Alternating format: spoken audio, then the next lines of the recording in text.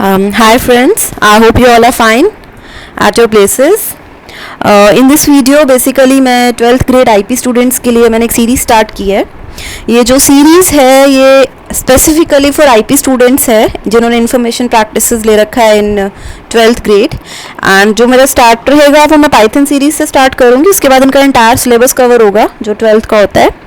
तो आज का जो मेरा टॉपिक रहेगा उसके अंदर मैं एक पाइथन की लाइब्रेरीज जो है उसका एक इंट्रोडक्शन दूंगी. नॉर्मली होता है क्या है, जब भी हम टॉपिक स्टार्ट करते हैं पाइथन का, या तो हम पाइथन की इंट्रोडक्शन पढ़ लेते हैं या फिर जब तक हम लाइब्रेरीज पे आते हैं तो हम सीधा कोडिंग पे आ जाते हैं. But I am not going to do in that way. हमारा जो आज का टॉपिक रहेगा मैं आज थोड़ा सा इंट्रोडक्शन ही दूंगी. आज मैं कोडिंग स्टार्ट नहीं करूंगी, वो मेरे कल की उससे लेक्चर से स्टार्ट होंगे. इसके अंदर बेसिकली आपको ये पता चलेगा कि एक लाइब्रेरी का मीनिंग होता क्या है, हमें इसकी नीड थी क्या कि हमने पाइथन की लाइब्रेरीज पे जंप किया. बिकॉज आई थिंक अगर आपने 11th में पाइथन पढ़ी हुई है तो आपको बेसिक कंस्ट्रक्ट्स उसके आते होंगे, तो you might be very well aware कि उसमें कौन कौन से है. तो हमारा काम उसी से क्यों नहीं चल रहा था, हम इस लाइब्रेरीज पे क्यों आए, and plus one more thing कि ये लाइब्रेरी होती क्या है. तो कोडिंग करना इज़ अ गुड थिंग अगर हमें सब कुछ आता है, लेकिन एक ये होता है कि हमें पता हो कि हम जिस चीज़ के रिगार्डिंग पढ़ रहे हैं बेसिकली वो चीज़ है क्या. तो आज की जो वीडियो होगी वो ज़्यादा बड़ी नहीं होगी बिकॉज इसमें कोडिंग नहीं है, इसमें थोड़ा ब्रीफ इंट्रोडक्शन ही है. तो आज हम थोड़ा सा बस वो पढ़ेंगे and I hope you are going to enjoy this lecture. So let's start. तो सबसे पहले पढ़ते हैं कि पाइथन की लाइब्रेरी होती क्या है. Python libraries contains a built-in modules that allow us to perform many actions without writing detailed programs for it. अगर आपने फर्स्ट लाइन पढ़ी है तो मैं क्या बोल रही हूँ कि लाइब्रेरीज कुछ कंटेन कर रही हैं. क्या कंटेन कर रही हैं? कुछ मॉड्यूल्स को कंटेन कर रही हैं जो क्या कर रहे हैं, कुछ एक्शंस को परफॉर्म कर रहे हैं. ठीक है, लेकिन मुझे उनके लिए कोड नहीं लिखना. I do not have to write code. Without writing का मतलब क्या है कि मुझे कोड नहीं लिखना है उन कुछ मॉड्यूल्स के लिए. तो इसका एग्जाम्पल हम ऐसे समझते हैं. देखो, कोई भी लैंग्वेज अगर हम यूज़ कर रहे हैं, ये ऑब्वियस सी चीज़ है कि कुछ चीज़ें उसमें ऐसी कॉमन होंगी जो हर एक यूज़र करेगा या हर एक प्रोग्रामर करेगा बेसिकली. जैसे इनपुट होता है, ये एक ऐसी चीज़ है जो ये जो इनपुट का कोड है हर एक यूज़र को प्रोग्रामर को चाहिए ही होगा. ठीक है, क्योंकि इनपुट वो चाहेगा कि जब यूज़र उस सॉफ्टवेयर को यूज़ करे तो वो एंटर कर पाए इजीली वैल्यूज़. तो क्या मतलब अगर मेरे को पता ही है कि हर किसी को यूज़ करना ही है तो क्यों ना उसकी कोडिंग हम पहले से ही कर दें. उसी ढंग से जैसे मान लो पाइथन जो है वो आपका डेटा एनालिसिस में यूज़ होता है, ये तो सबको पता ही है. तो उसमें हम चार्ट्स वगैरह बना सकते हैं. अब जैसे मान लो मुझे एक ग्राफ बनाना है. अब ग्राफ बनाने के लिए आपने 10th में एक सिंपल ग्राफ तो सबने बना ही रखा है. उसमें एक्स एक्सिस होती है, वाई एक्सिस होती है. आप स्केलिंग करते हो, उनके लेबल देते हो कि एक्स एक्सिस पे मैथ्स आ रहा था, वाई एक्सिस पे से मार्क्स आ रहे थे, सब्जेक्ट्स थे इस साइड पर, उस साइड पे मार्क्स थे वाई एक्सिस पे. तो ये जो चीज़ें होती हैं, एक होता है कि मैं इस हर एक चीज़ की कोडिंग लिखूँ कि पहले मेरी एक्स एक्सिस की ऐसे लाइन बने, ऐसे बने. एक है कि मैं बस उसको डेटा दे दूँ और वो उसके अकॉर्डिंग उसकी प्लॉटिंग कर दे. ठीक है, तो वो ज़्यादा इजी है ना जब मुझे कोड नहीं लिखना. तो ये हेल्प कौन करेगा मुझे? लाइब्रेरीज करेंगी. लाइब्रेरी बेसिकली क्या है, इसके पास बहुत सारे मॉड्यूल्स हैं. मॉड्यूल्स का मतलब फंक्शंस है, मतलब ऐसी चीज़ों का कोड है जो मुझे नहीं लिखना. जो चीज़ें मुझे नॉर्मली यूज़ करनी होती है तो वो ऑलरेडी जो होते हैं वो लोग क्या करते हैं, जिन्होंने लैंग्वेज बनाई है उन्होंने पहले से उनकी कोडिंग इनबिल्ट कर दी कि अगर ये वाला काम करना है तो बस आप उसका नाम लिख दो और वो वाला एक्शन परफॉर्म हो जाएगा. उस चीज़ की आपने कोडिंग नहीं लिखनी है. ठीक है, उससे जो आपने एक्शन परफॉर्म करना है, अपनी जो भी डेटा पे उसको उस एक्शन को परफॉर्म करना है वो डेटा प्रोवाइड कर दो. लेकिन उस जो जिस तरीके से वो एक्शन परफॉर्म होगा आपको उसको कोड लिखने की नीड नहीं है. तो ये चीज़ है लाइब्रेरी आपकी. जैसे एक और एग्जांपल, सिंपल लाइब्रेरी देख लेते हैं. आप लाइब्रेरी में जाते हो तो या बुक्स लिखने बैठ जाते हो? नो, वहाँ पे आपको बुक्स मिलती हैं. आप क्या करते हो, you basically go over there. आपको जो बुक अच्छी लगती है आप उसको ले लेते हो और उसमें अपना वर्क कंप्लीट कर लेते हो. आप बुक लिखने तो नहीं बैठते ना, आपको बुक मिल जाती है, आप और उसके अकॉर्डिंग क्या करते हो, वर्क अपना कंप्लीट कर लेते हो. तो सिमिलरली आपकी जो पाइथन की लाइब्रेरी होगी उसके अंदर कुछ मॉड्यूल्स होंगे जिनसे आप कुछ एक्शन परफॉर्म कर सकते हो, लेकिन आपको उनके लिए कोड लिखने की नीड नहीं है. आप उन मॉड्यूल्स को अपना डेटा प्रोवाइड करो और आपका कुछ एक्शन परफॉर्म हो जाएगा. These modules can be imported and then used. देखो, इंपोर्ट तो कराना पड़ेगा. इंपोर्टिंग का मतलब क्या होता है, जब आप कोडिंग करेंगे तो आपको पता चलेगा सिर्फ एक लाइन लिखनी है. बेसिकली इससे जो आपका इंटरप्रेटर होता है, क्योंकि पाइथन आपकी एक इंटरप्रेटेड लैंग्वेज है, ठीक है, तो आपका जो इंटरप्रेटर होगा उसको ये पता चल चल जाएगा कि भाई आप ये वाली लाइब्रेरी जो है इसको बुलाना चाह रहे हो और इसके कुछ मॉड्यूल्स को यूज़ करना चाह रहे हो, तो आपको कंप्यूटर को वो बताना पड़ता है, तो फॉर दैट हमें इंपोर्टिंग तो करनी पड़ती है। तो इन मॉड्यूल्स को बस हमें एक 1 लाइन कोड होता है, उससे हम इंपोर्ट कर लेते हैं and then we can actually use जितने भी मॉड्यूल्स उस पर्टिकुलर लाइब्रेरी के अंदर होंगे, हम उन सबको यूज़ कर सकते हैं। जैसे उस लाइब्रेरी के अंदर जितनी भी बुक्स थी आप उनको रीड कर सकते हो और अपने अकॉर्डिंग अपने नोट्स बना सकते हो। सिमिलरली आप बस इस लाइब्रेरी को इंपोर्ट कर लीजिए एंड आफ्टर दैट इसके अंदर जितने भी मॉड्यूल्स हैं आप उनको यूज़ कर पाओगे। नेक्स्ट वो बोलता है that numpy, pandas, matplotlib are 3 well established python libraries for scientific and analytical use। देखो ये आई थिंक numpy जो है ये आपकी 11th ग्रेड में थी, तो आई थिंक आपको आइडिया होगा इसका। pandas और matplotlib जो है basically they are in your 12th syllabus specifically, लेकिन numpy को आप यूज़ करते रहोगे थोड़ा थोड़ा, क्योंकि जो आप pandas के डेटा स्ट्रक्चर्स यूज़ करोगे उसमें numpy की भी कोडिंग है, तो ऐसा नहीं है कि बिल्कुल कट है, ऐसा नहीं है। We are going to use numpy, वो हम बाद में देखेंगे कैसे करेंगे, बट मेनली जो ये पोर्शन था आपका 11th में था, तो शायद आपको थोड़ी सी नॉलेज हो। जो ये आपकी पाइथन की जो मेन लाइब्रेरीज हैं वो ये 3 ही हैं जो हमारे सिलेबस में है, एंड इनका यूज़ हम करते क्यों है? For scientific and analytical use. या हमें पता है एनालिसिस करने के लिए, डेटा का एनालिसिस करने के लिए ही, डेटा साइंस में यूज़ करने के लिए ही जो आपकी पाइथन लैंग्वेज है उसका जो है मेन डिज़ाइन हुआ है। Next is these libraries allow us to manipulate, transform and visualize data easily and efficiently। तो इन लाइब्रेरीज की हेल्प से आप कर क्या सकते हो? मान लो आपने कोई डेटा दिया, आपने कोड में कोई अपना डेटा यूज डाला है, तो आप उसको मैनिपुलेट कर सकते हो। मैनिपुलेट मतलब आप उसमें कुछ चेंजेस कर सकते हो। से आपने पहले कुछ कोडिंग करी, कुछ डेटा डाला, उसके अकॉर्डिंग आपका आउटपुट आया, बाद में अगर आपको उस डेटा को मॉडिफाई करना है, उसको डिलीट करना है, उसको अपडेट करना है, तो वो सारी मैनिपुलेशन कर सकते हैं। विजुअलाइज का मतलब क्या होता है? विजुअलाइज, सॉरी मुझसे स्पेलिंग मिस्टेक हो गई। विजुअलाइज का मीनिंग होता है जो आप ये जो ग्राफ्स प्लॉटिंग करते हो, बेसिकली जो आप चार्ट्स बनाते हो, क्योंकि देखो हमें पता है कि डेटा जो हम एनालिसिस करते हैं तो टैबुलर फॉर्म से ज़्यादा चार्ट्स में हम ज़्यादा इजीली उनको रीड कर सकते हैं। तो आप किसी भी टाइप का, कोई हिस्टोग्राम हो, कोई बार चार्ट हो, कोई पाई चार्ट हो, तो वो सब आप क्या कर पाओगे? ये जो मैटप्लॉटलिब लाइब्रेरी होती है इसकी हेल्प से हम बहुत सारी प्लॉटिंग कर पाएंगे, वो हम आगे पढ़ेंगे, ठीक है। तो हम इजीली इन लाइब्रेरीज से अपने डेटा को स्टोर भी कर सकते हैं, मैनिपुलेशन भी कर सकते हैं, ट्रांसफॉर्म भी कर सकते हैं और उनकी विजुअलाइजेशन यानी उनकी हम प्लॉटिंग भी कर सकते हैं। तो अब हम पहले अपनी एक numpy के बारे में पढ़ लेते हैं, थोड़ा सा ब्रीफ इंट्रोडक्शन। numpy की जो फुल फॉर्म है वो है न्यूमेरिकल पाइथन। ये एक लाइब्रेरी है that can B use for numerical data analysis and scientific computing. देखो जब भी आपको न्यूमेरिकल डेटा, ठीक है, न्यूमेरिकल डेटा मतलब जो नंबर वाला डेटा होता है 2, 3, 4 फिगर्स वाला, अगर आपको उसमें कुछ भी एनालिसिस करना है, उसमें कोई भी कंप्यूटिंग करनी है, उससे कोई ट्रेंड निकालना है, देखो हम ये सब कर क्यों रहे हैं? ताकि इनसे हम इनको करके कुछ डेटा एसेस कर सके या हमारे पास कोई ट्रेंड आ सके, कुछ हम कंप्यूटिंग कर सके, कंप्यूटेशन कर सके। तो अगर मेरे को कोई भी एनालिसिस करना है मेरे डेटा पे, तो मैं कौन सी वाली लाइब्रेरी को यूज कर सकती हूँ? numpy को। numpy क्या यूज करता है? एक एरे डेटा स्ट्रक्चर होता है, उसको यूज करता है to store and transform data. अब इसने बोला एरे को यूज करता है, तो क्वेश्चन आता है एरे होता क्या है? Elements of array stay together in memory, hence can be quickly assessed. अभी एक चीज समझाते हैं। देखो आपकी जो मोस्टली स्टोरेज डिवाइसेस होती है ना आज के टाइम पे, वो सीक्वेंशियल ही नहीं है, वो रैंडम एक्सेस में है। इसका मतलब क्या है कि जब आप डेटा को स्टोर करते हो ना, तो वो किसी भी लोकेशन पे स्टोर हो सकता है। कंपलसरी नहीं है कि आपने पहले जो डेटा स्टोर किया और उसके बाद जो आपने डेटा स्टोर किया वो दोनों साथ में स्टोर होंगे, मतलब कॉन्जिक्यूटिव स्टोरेज की गारंटी नहीं है आज के टाइम पे मेमोरी में। तो अब उससे होता क्या है कि टाइम जो एसएस का होता है वो ज़्यादा हो जाता है, क्योंकि कंप्यूटर को रीड करने में, जब उसको वो डेटा लेना है, वापस लेना है, रिट्रीव करना है, तो टाइम लगेगा।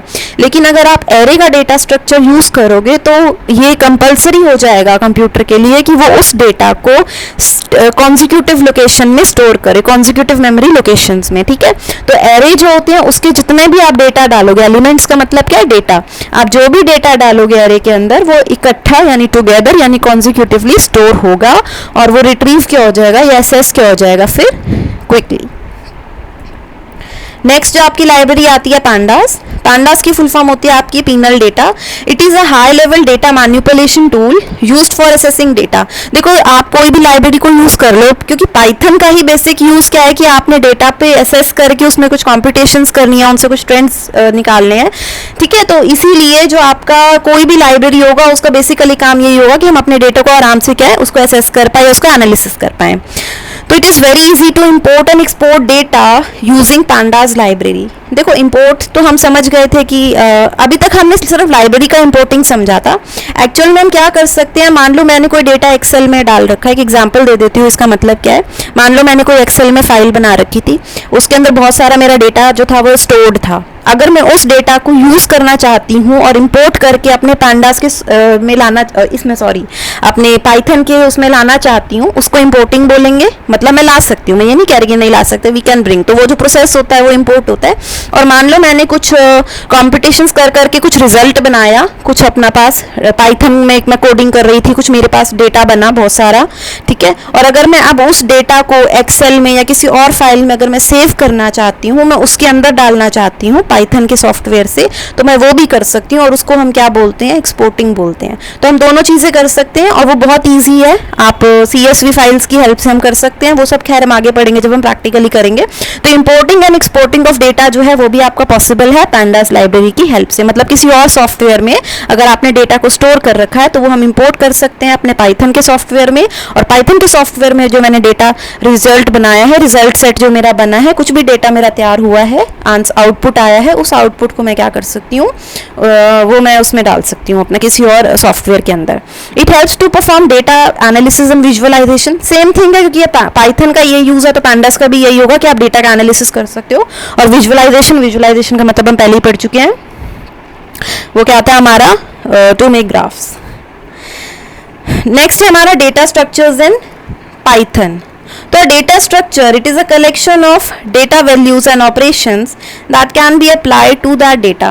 देखो अगर आपने सिलेबस देखा है ना, मैं आपको पहले बता देती हूँ कि हम ये टॉपिक पढ़ क्यों रही हैं। अगर आपने अपना सिलेबस देखा है तो आपने दो वर्ड बहुत ज़्यादा सुने होंगे, एक है सीरीज और दूसरा है आपका डेटा फ्रेम। ये 2 वर्ड्स बहुत ज़्यादा सुने होंगे आपने, ठीक है। तो ये दोनों है क्या, क्वेश्चन ये आता है। एक्चुअली में मैंने जो ये वाली इंट्रोडक्टरी वीडियो बनाई है वो इसी वजह से बनाई थी, क्योंकि सीरीज और डेटा फ्रेम है क्या, हम थ्रू आउट मैंने लेक्चर पढ़ा दिया पर बच्चों को ये नहीं पता था कि था क्या। तो इसी के लिए वो है डेटा स्ट्रक्चर्स। देखो डेटा स्ट्रक्चर क्या होता है, it is a collection of data values and operations that can be applied to that data. देखो हम क्या करते हैं, हम डेटा इकट्ठा कर लेते हैं। हमने डेटा बना लिया, मेरे पास एक्सेल में बहुत ज़्यादा डेटा है। अब मैं उसके ऊपर कुछ ऑपरेशंस अप्लाई करना चाहूँगी।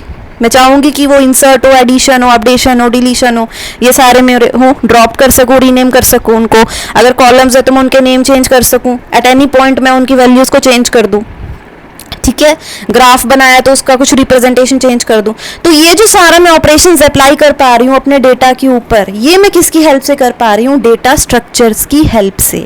उसके अलावा डेटा स्ट्रक्चर मुझे किस चीज़ में हेल्प करते हैं कि मेरा जो डेटा है वो मेमोरी में किस फॉर्म में स्टोर हो रहा है। मैंने बोल तो दिया था एरे फॉर्म में स्टोर हो रहा है। तो एरे क्या है, आपका एक डेटा स्ट्रक्चर है। आपने 11th में लिस्ट पढ़े थे, ट्यूपल्स पढ़े थे, तो ये सब क्या है, ये सब आपके डेटा स्ट्रक्चर्स ही हैं, ठीक है। तो डेटा स्ट्रक्चर्स की हेल्प से आप क्या कर सकते हो, आप एफिशिएंट स्टोरेज कर सकते हो, रिट्रीवल कर सकते हो एंड मॉडिफिकेशन ऑफ डेटा कर सकते हो। मतलब आप अपने डेटा को मेमोरी में कैसे स्टोर कर पा रहे हो, इजीली उसको रिट्रीव कर पा रहे हो। मतलब देखो एरे में आएगा तो जल्दी रिट्रीव होगा ना, क्योंकि वो इकट्ठा स्टोर है। मॉडिफिकेशन मतलब कोई भी चेंज करना है, डिलीट करना है, अपडेट करना है वैल्यूज को, तो आप वो सब किसकी हेल्प से कर सकते हो, डेटा स्ट्रक्चर्स की हेल्प से।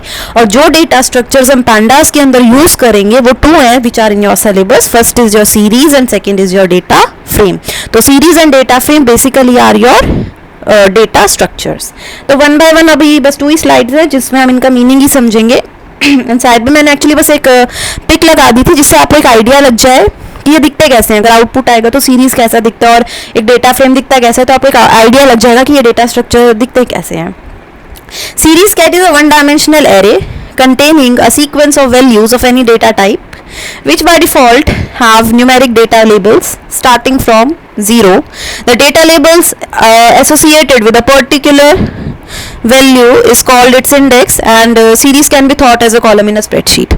अब इसको सीधा इस डायग्राम को देखते हैं। अगर आप इस डायग्राम में देखो तो यहाँ पे आपको दिख रहा है 0 1 2 और यहाँ पे आपको दिख रहा है मैथ साइंस कंप्यूटर। देखो जब मैंने इसकी कोडिंग की ना, मैंने 0 1 2 का तो नाम भी नहीं लिया, कंप्यूटर इसको खुद लेकर आया, ठीक है। मैंने सिर्फ मैथ साइंस कंप्यूटर लिखा था कि मेरे को एक सीरीज में मैथ साइंस कंप्यूटर मेरे 3 सब्जेक्ट्स हैं वो शो करने हैं। तो वही बात आपको सीरीज बोलती है कि अगर आपको 1 डायमेंशनल एरे में डेटा डालना है, 1 डायमेंशनल है ये, क्योंकि ये सिर्फ एक कॉलम है। जैसे आपका स्प्रेडशीट होता है, एक्सेल में आप स्प्रेडशीट बनाते हो ना, है ना, तो अगर सिर्फ उसमें एक ही कॉलम हो तो वो क्या है, आपका एक सीरीज है, ठीक है। और उसके बाद वो क्या बोलता है कि सीरीज के साथ ये जो 0 1 2 आया है ये है कि आपके डेटा की लेबल्स है और इसको एक्चुअली हम इंडेक्स बोलते हैं, ठीक है। क्या है ये ऑटोमेटिकली जनरेट होते हैं, ये बेसिकली क्या एक टाइप से इंडेक्स है, कंप्यूटर इनको खुद बनाएगा ये बताने के लिए कि भाई 0th नंबर पे मैथ्स है, 1th पे साइंस है और 2nd नंबर पे आपका कंप्यूटर है, ठीक है। कंप्यूटर इनको ऑटो जनरेट करता है, ये इंडेक्स होते हैं और इनका जो बाय डिफॉल्ट नंबर होगा वो 0 ही होगा, ये कोई और नंबर नहीं होता। बाकी हम चेंज कर सकते हैं, वो हम आगे सीखेंगे कि कैसे हम इंडेक्सेस को चेंज कर सकते हैं, सब चेंज हो सकता है। लेकिन बाय डिफॉल्ट, डिफॉल्ट का मतलब होता है जो ऑटो जनरेट होता है, जब कंप्यूटर ने अपनी सेटिंग्स कर रखी होती है ना खुद की, तो वो होती है ये वाली 0 1 2 से आएगा। लेकिन अगर आपने बाद में इसको चेंज करना है तो वो बिल्कुल हम कर सकते हैं। तो सीरीज का बेसिकली मतलब क्या है कि अगर मेरा एक ही टाइप, मेरे को सिर्फ कॉलम जैसे सिर्फ एक ही कॉलम चाहिए, मेरे पास इतना ही डेटा है कि मुझे उसको एक कॉलम फॉर्म में स्टोर करना है, ठीक है, तो वो क्या होगी, मेरी सीरीज होगी। और यहाँ पे मैंने एक लाइन लिखी थी, वो लाइन क्या थी कि वो जो वैल्यूज होती हैं ना वो किसी भी डेटा टाइप की हो सकती है, इंट, फ्लोट एंड लिस्ट। जैसे यहाँ देखो जो ये सब है मेरी, ये सब अभी मेरे किस फॉर्म में है, देखो ये मेरी स्ट्रिंग फॉर्म में है इस टाइम पे, क्योंकि मैथ साइज कंप्यूटर तो स्ट्रिंग है। वो कह रहा है कोई भी डेटा टाइप हो सकती है। इंट मतलब मैं यहाँ पे इंटीजर वैल्यूज ले सकती थी 2 3 4 या -2 -1 0। फ्लोट ले सकती थी मैं यहाँ पे, फ्लोट का मतलब होता है आपकी डेसिमल वाली वैल्यूज 2.6 -2.8 3.7 कुछ भी। लिस्ट आपको पता है जब आप स्क्वायर ब्रैकेट्स के अंदर, उसमें बिग ब्रैकेट्स जो होते हैं मैथ्स के अंदर, उसके अंदर अपना डेटा डाल देते हो, तो उस फॉर्म में भी हो सकता था आपका डेटा। तो बेसिकली बस ये बोल रहा है कि डेटा किसी भी फॉर्म में हो सकता है आपका, वो कोई प्रॉब्लम नहीं है, लेकिन सिर्फ एक ही कॉलम होना चाहिए। अगर आपका डेटा सिर्फ एक कॉलम की फॉर्म में है तो उसको आप क्या बोलोगे, सीरीज। और आपको बाय डिफॉल्ट यहाँ पे इंडेक्सेस मिल जाएंगे जो 0 से ही स्टार्ट होगा, जो बेसिकली इनकी लोकेशन बताते हैं कि 0th नंबर पे मैथ्स है, फर्स्ट लोकेशन पे साइंस है, सेकेंड लोकेशन पे कंप्यूटर है। जो सेकेंड डेटा फ्रेम है, जो सेकेंड डेटा स्ट्रक्चर है, sorry, that is your data frame. Data frame क्या है, आपका 2 डायमेंशनल स्ट्रक्चर है। तो data frame is a 2 dimensional label data structure like a table. ये टेबल की तरह होता है क्योंकि देखो इसकी रोज भी हैं और इसके कॉलम भी हैं। वहां पे क्या था, सिर्फ एक कॉलम था जब आप सीरीज की बात कर रहे थे, लेकिन ऑब्वियसली उसको हम कम यूज करते हैं क्योंकि इतना कम डेटा तो हमारे पास कभी भी नहीं होता, हमारे पास बहुत सारे कॉलम और बहुत सारी रोज होती हैं। तो इसीलिए अगर आपके पास बहुत सारे कॉलम्स हैं एंड यू हैव मल्टीपल रोज, तो उसको आप क्या बोलोगे, एक डेटा फ्रेम बोलोगे। ये रोज एंड कॉलम्स को बनाता है and this has a row and column index. अब आप यहाँ पे देखो जो सिर्फ मेरा डेटा है वो तो ये है 1 2 3 4, 1 2 3 4 मेरा डेटा है, और जो ये कॉलम 1 कॉलम 2 रो 1 रो 2 ये क्या है, बेसिकली इंडेक्स है। रो 1 रो 2 कॉलम के रो के इंडेक्स है और कॉलम 1 कॉलम 2 कॉलम के इंडेक्स हैं, ठीक है। इंडेक्स मतलब जिसके ऊपर नाम है, यहाँ मैंने कॉलम 1 कॉलम 2 लिखा हुआ है, आप इनका कुछ भी नाम दे सकते हो। आप यहाँ लिख सकते थे मैथ्स, यहाँ लिख सकते थे साइंस, यहाँ पे आप बच्चों के नेम लिख सकते थे, जैसे रोहित, यहाँ आप अमिता, कुछ भी नेम लिख सकते थे, और यहाँ पे फिर हम उनके मार्क्स लिख देते, ठीक है। तो ये तो सिंपल सा एग्जाम्पल था, लेकिन जब हम ढंग के क्वेश्चंस करेंगे तो ऑब्वियसली ऐसे नहीं लिखेंगे। तो each column can have different type of value such as numeric, string and boolean. तो अगेन वो यही बोलता है कि अभी यहाँ पे सिर्फ मैंने न्यूमेरिकल डेटा लिया है, वहां पे मैंने स्ट्रिंग टाइप का डेटा लिया था, लेकिन आपके हर एक कॉलम का डेटा अलग हो सकता है। हो सकता है मैं यहाँ पे बच्चों के मार्क्स ले लेती तो वो न्यूमेरिक फॉर्म में आ जाते, हो सकता है मैं यहाँ उनकी ग्रेड लिख देती तो फिर वो किस फॉर्म में आते, मान लो इस कॉलम का नाम मैंने ग्रेड लिखा होता और यहाँ मैं ABC लिख रही होती, तो उस केस में क्या होता, फिर ये आपका ग्रेड फॉर्म में आता, आप ABC फॉर्म में आता, स्ट्रिंग फॉर्म में आता, what I am trying to say is. तो ये है जो होता है आपका डेटा फ्रेम होता है। अगर आपका टेबल फॉर्म में डेटा स्ट्रक्चर है, अगर आप रिप्रेजेंट करना चाहते हो अपना data in the form of rose and columns, और डेटा जो है, डेटा टाइप जो होती है उनकी कुछ भी हो सकती है, हर एक कॉलम की डिफरेंट हो सकती है। तो ये आपका सेकेंड डेटा फ्रेम जो था, डेटा स्ट्रक्चर था। आज का टॉपिक आपका इतना ही। I hope class you have understood this topic. From tomorrow we are going to practically understand. हम अपना सीरीज का कोर्स कल कंप्लीट कर लेंगे, जो आपका सिलेबस है कि सीरीज क्रिएट कैसे होती है और उसके कौन कौन से एट्रीब्यूट्स होते हैं जो हम यूज़ कर सकते हैं। बहुत तो आई होप आपको बेसिक समझ में आया होगा, and thanks a lot for watching this video.